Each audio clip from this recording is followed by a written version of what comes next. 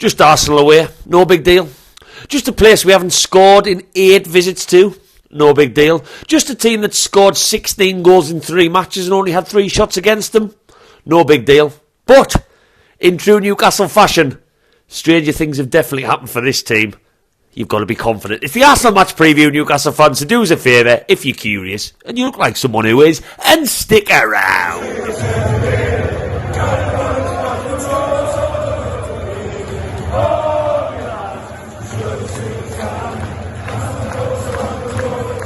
Welcome back to Black Wine Pan, you lovely, jubbly Newcastle fans, and I hope as you're watching this video, because I'm pretty sure I know when I'm going to post it, that you are enjoying your Saturday.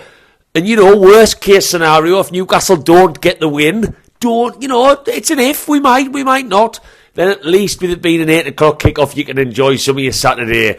Maybe get yourself in the Primark waiting area whilst your missus buys a load of clothes, take the kids to the soft play, maybe he's lucky enough to go and spend the whole day in the pub, who knows, whatever you're getting up to right now, whilst watching this video, of course, hope you're having a good Saturday, and let's just hope that Saturday night just gets that little bit better, and those Jaeger bombs, if you're a drinker, taste a little bit sweeter. But, Newcastle fans, if you're new round here, or if you're not new round here, do me a little favour and drop me a little likey loo. That goes a very long way, more than you would know. Very, very much so. By you doing one of them, which I want you to do now, it just means this video goes to more eyes. This video might go to more Arsenal fans who might drop in the comments and say all sorts of salty stuff. Because my God, if I've learned one thing about Arsenal in the last year, when we drew 0-0 at their place last year, and when we beat them when Arteta flooded London with his tears, that they are a salty fan base. On YouTube, jumping in comments on my videos. And yes, I know I make a deal with the House Mags episode, but that's little bit more light-hearted. I don't go out of my way to find videos to comment on YouTube. I think that's a little bit weird, really, but hey-ho. So, by doing that, who knows, this video might go to more people if I use the right Arsenal hashtags. And if you like my opinion, whack that subscribe at the end. I am going down to Arsenal, and get this, I'm flying. That's right. Sorry, Pinky should go up when I'm holding the microphone. I'm flying. None of this bus with the peasants. No. I am heading over to Newcastle Saturday morning, Newcastle Airport, flying straight into Heathrow. Might get a little flute of champagne on the way over, and then go and eat some poached eggs with avocado before the match. Yeah. Nah, I got a cheap flight, really. I'm not kidding anyone, am I? I got a pretty cheap flight. Yeah, I had an old British Airways voucher. So I'm staying over because Sky Sports have decided to screw us up the backside. So there will be a match vlog coming, quite an interesting one with being in the airport. Be a bit depressing travelling across the country when I've done the European aways earlier in the season. But yes, there will be a match vlog coming. But I'll tell you what, before I properly get into this preview, since I've heard the news that a certain someone is coming back from injury and back for this match, potentially, I don't know whether anyone else's last couple of days have looked like this.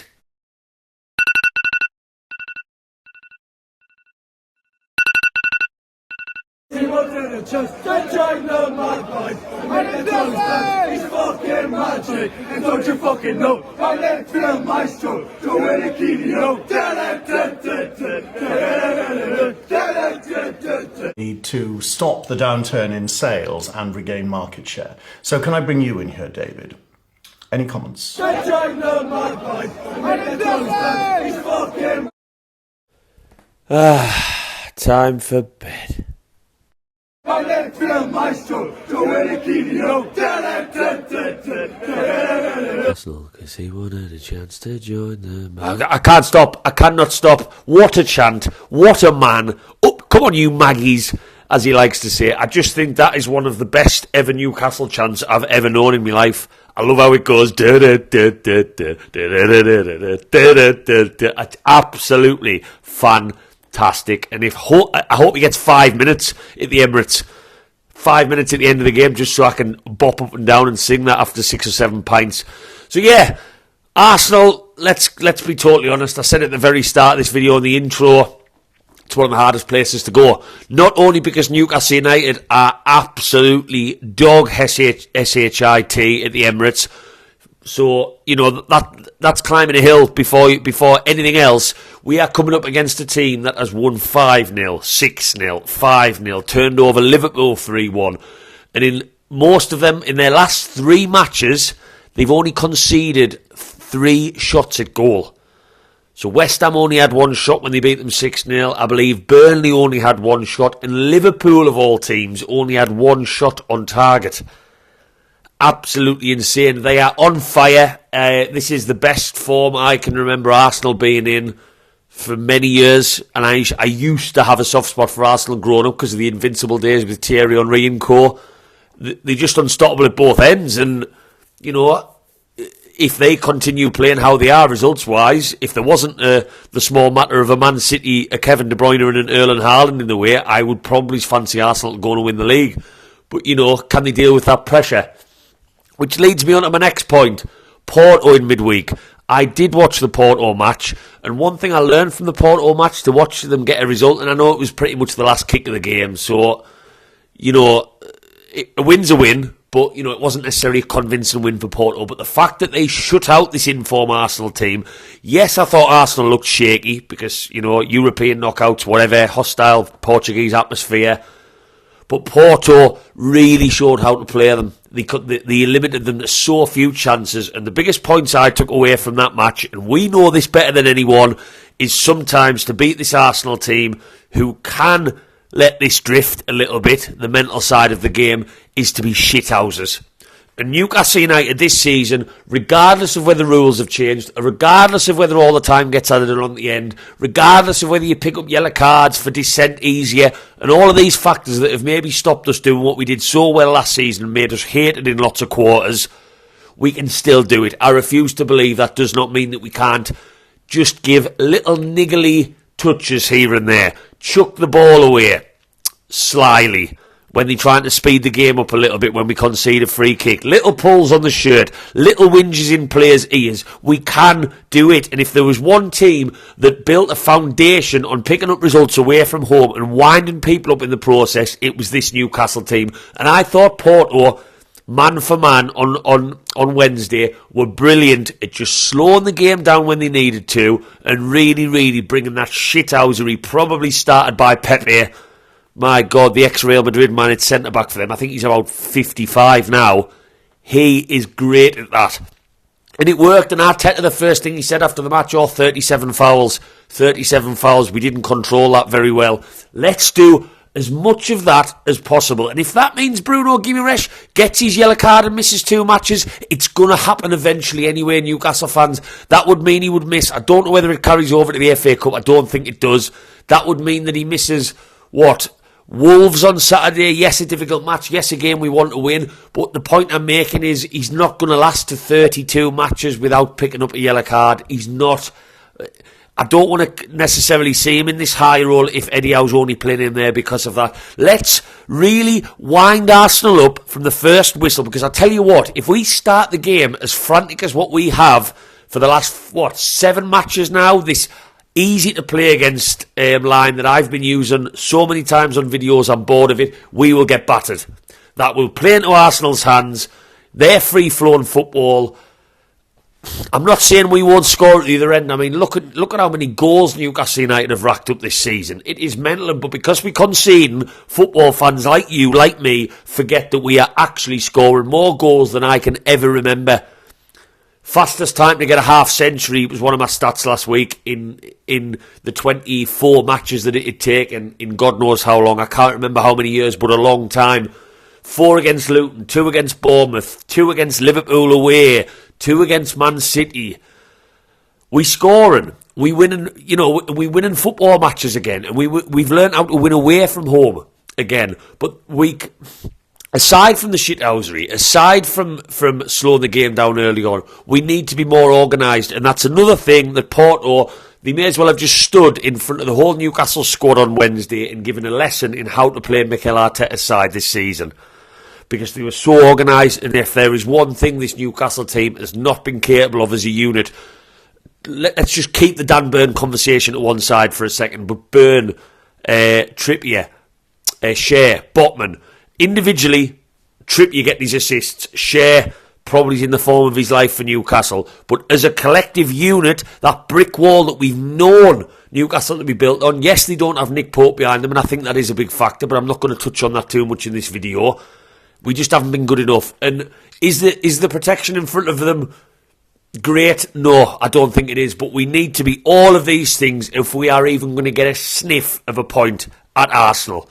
So, let's get onto those player factors. Now, the big news to come out of Eddie Howe's press conference is, of course, he's fucking magic. And don't you fuck... Oh, God, it's there again. Joe Willock is back. That's amazing. Joe Willock is not going to start this football match. Hopefully he gets 15 or 20 minutes. We have options now to come off the bench, which is absolutely amazing. Imagine that. Players to come on for other players who are of good quality. Jesus Christ, that concept is lost on me. Joe Willock against his old club. Lovely to see him get a run out. He has not kicked a football in so long now. He's probably not going to offer that much. He might get us up the pitch a little bit in the last 15, which is why I think it's a good sub. Now let's... Alexander Isak, on the other hand, the other player that looks like he's definitely going to be back for this one. If he is fit, he starts. And I know there's going to be Newcastle fans saying, well, we need to wrap him in cotton wool. Yes, we do. The match we wrap him in cotton wool against is Blackburn on Tuesday. No disrespect to Blackburn, but I would happily see Gordon play down the middle for that one. And Isak back on the bench and barely gets a kick unless he's really needed. Arsenal away, if the medical team are telling Eddie Howe that he's fit, he starts. Because Anthony Gordon on that left-hand side, I would fancy him against anyone. Down the middle, that would probably play into Saliba, who's a fantastic centre-back's hands a little bit more. I think, apart from the pace aspect of Gordon, the fact that he won't be playing against an out-and-out striker, I think that plays into any team's hands a little bit, and that's no disrespect to Gordon at all. I want Gordon on the left-hand side doing what he does best, driving us up the pitch, taking one man on, taking two men on, skipping past players and really causing problems and really grafting his bollocks off for whoever plays at left-back, and we'll touch on that in a second. If Isak's fit, he starts. Now, defensively, look, I'm not going to make this the Dan Burn. Every Newcastle fan travelling down to London tomorrow is going to be saying Livramento has to play. I agree. Eddie Howe needs to stop this priority of aerial threat. I do not think, unless he knows something stats-wise that I do not think Newcastle, without Dan Burn in the side, instantly become the worst team from corners and free kicks defending. I don't. That's just, we have a very tall team. Botman's of a good size. Shares of a decent size. You've then got Longstaff. Miley isn't the shortest. Isak can drop in. I don't see his aerial success as the reason to keep him in, and I feel like Saka will see a fragile player in Dan Burn and have him on toast. Livramento plays for me. Does that mean that we don't play Bruno higher anymore because we kind of play the system of a back three with Trippier moving in when we attack? If that's the case, so be it. I wasn't so sure on Bruno last weekend, a bit higher, and I said that on my videos in the aftermath. If you haven't watched my last word, go and check it out. Bruno, you're on a yellow card. I've already touched on that. It might have to come. You know, all hands on deck for this one. Literally all hands on deck if we are going to get anything in a stadium we do not know anything about getting anything from, other than last season's 0-0. I would take a 0-0 a million ways to Sunday. On Saturday in London. Literally. We just need to quieten the crowd, frustrate Mikel Arteta, which I think it's one of them clubs it transcends down. Livramento plays, Miley and Longstaff. Miley put in a good shift, but this is a totally different game altogether. We still don't have options in defensive mid, so I'm not going to sit here and say I want that changed. I would maybe just drop Bruno back into a 3, back to what we know. Longstaff, Miley, Bruno, Gordon, Isak, Murphy, if he's available. I know he didn't look great when he came on as a sub against Bournemouth, but I'm not looking into that too much. I like how direct Murphy is, and I think he could really hurt their left-back, whoever plays left-back for Arsenal, because I don't think it's an area of strength for them. They've swapped Tini out. Zinchenko's been in and out of the team, but he's more of a midfielder, in my opinion, for that system that they sometimes play. It's their midfield that's going to hurt us, and Bruno cannot be wimping out of tackles. And I keep going back to this point because it worries me that he will be wimping out of tackles because of that 2-match suspension. Declan Rice is a fantastic footballer. Odegaard is a fantastic footballer. We need to literally be in their faces. I'm not saying man marking, but if you win the midfield in a battle like this, That's a large part. Arsenal are not great in the striking positions. If you win the midfield, you are going to go somewhere to getting a result out of this match. But my God, is it going to be tough. We will have options to come off the bench. If Isak starts, that obviously frees up Gordon on the left, which means Barnes would potentially be a substitute to come on. Isn't that amazing? Almiron, if Murphy starts, which I would like him to, that means Almiron, when we are running out of pace and energy, can come on and do what we know Almiron does best, drive us up the other end of the pitch, but also graft his bollocks off. That's nice. That's a luxury that you need if you're going to go to somewhere like this and get a result. Right, before I get into my predictions anyway, Newcastle fans, let's get into some black and white banter. Stats! Stats! Stats! Stats! I've already given the game away on the biggest one. Newcastle have not scored on 8 visits to the Emirates. 8. That is so many football matches away from home to go without scoring. That is an absolutely mad statistic. And one that if you were ever to back a Newcastle team to change would be the one that is banging in goals for fun like ours is. Let's stay confident, eh?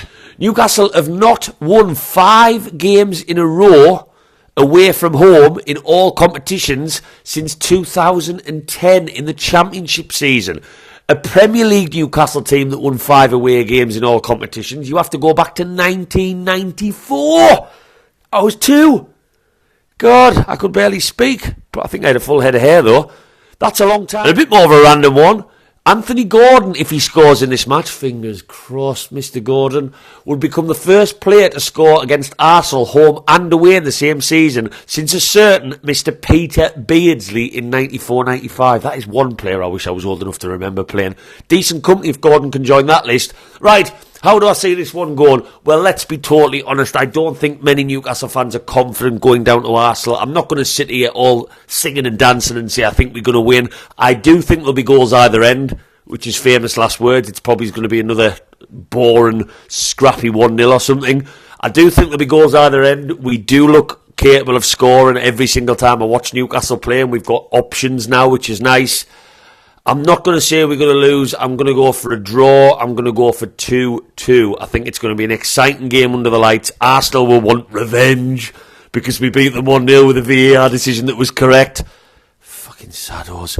It'll be a revenge mission, a revenge story on Sky Sports. They'll be up for this one after that Porto game. But equally, I think we will be up for this one. I think there's some players in our team who fancy the big matches. Your Brunos, your Isaacs, your Botmans. I'll go 2-2. I'll go 2-2. There will be a match for coming Newcastle fans. I'll be out. I'm getting to London at 11 o'clock on Saturday morning, so there'll be all sorts going on. Definitely by the time I've posted this video, I will probably be on the beers. So whack that subscribe if you've liked this one. Give us your thoughts and your predictions and your team selections down below. And fingers crossed, we are toasting some type of result down in London to just further those Arteta tears and maybe cause a bit more flooding in London for the second time this season. We can only hope. Away, lads!